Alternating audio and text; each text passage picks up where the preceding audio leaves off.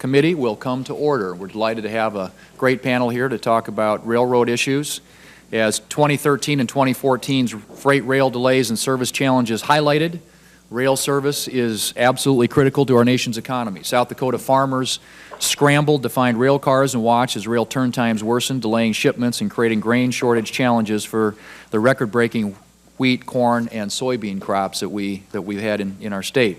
However, those delays were not just limited to the north-central United States. They also extended across the country and impacted every shipping sector and industry. Thankfully, this winter's relatively mild weather and better service has provided some improvements, but there's still work that needs to be done.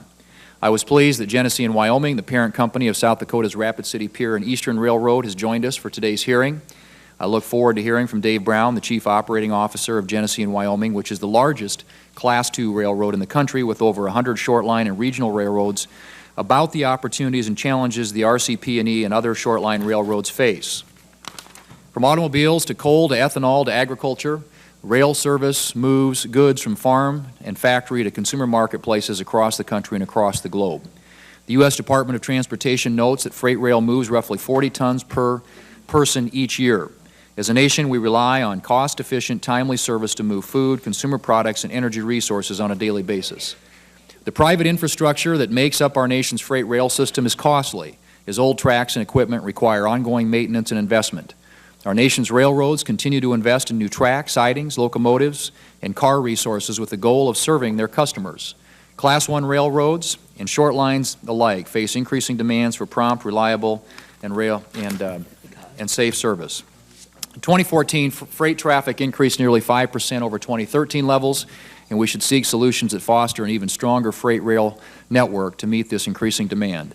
The Federal Railroad Administration has proposed or finalized over 15 new freight rail safety rules since the passage of the Rail Safety Improvement Act of 2008, and many of these regulations will take effect in 2015.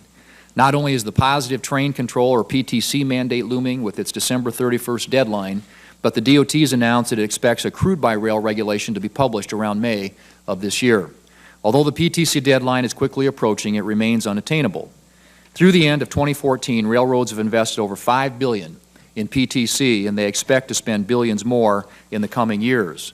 They've begun installation of the radio towers, locomotive technology, and other PTC infrastructure, but full compliance with the statutory requirements cannot be achieved by the end of this year. The FRA and the Government Accountability Office have documented the immense technical and programmatic challenges with implementing PTC. As a result of these challenges, the DOT has reported that the deadline will not be met and has offered a proposal to ensure the benefits of PTC are realized. I look forward to working with my colleagues on a legislative fix to ensure that we can set a more realistic implementation timeline for this important safety improvement. I'm also closely monitoring the proposed crude-by-rail requirements. I've expressed concerns to the Office of Management and Budget as well as to the DOT about the unintended harms that could result from the proposed rule. The DOT estimates its proposed crude-by-rail rule could cost nearly $6 billion, and it acknowledges the rule would increase network delays and out-of-service time for rail equipment.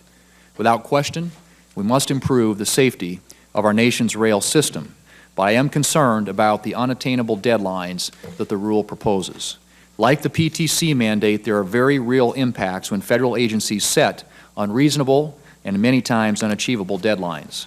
Among other things, the DOT issued this proposed rule without analyzing the potential tank car shop capacity needed to retrofit or replace over 100,000 DOT 111 tank cars. Shippers have raised concerns about a tank car shortage with a disruption in energy supply transportation if DOT finalizes this rule with an unattainable deadline. I look forward to working with my colleagues, stakeholders, and the Secretary of Transportation on a realistic timeline for such a phase-out. While safety can and should be improved, we certainly do not need to build in system-wide delays and congestion like we've witnessed during the past year and a half. Our transportation network connects port to rail to truck. Delays, burdensome regulations, and failing infrastructure disrupt our nation's economy and cost jobs, so we must work together to find workable solutions. In addition, we must ensure that the Surface Transportation Board, which is tasked with resolving railroad rate and service disputes and reviewing proposed railroad mergers, can provide effective and efficient oversight to the rail industry. This committee has a great deal of work to do in addressing freight rail service and safety in addition to passenger rail reauthorizations. I hope members will bring forward thoughtful solutions as we address these challenges.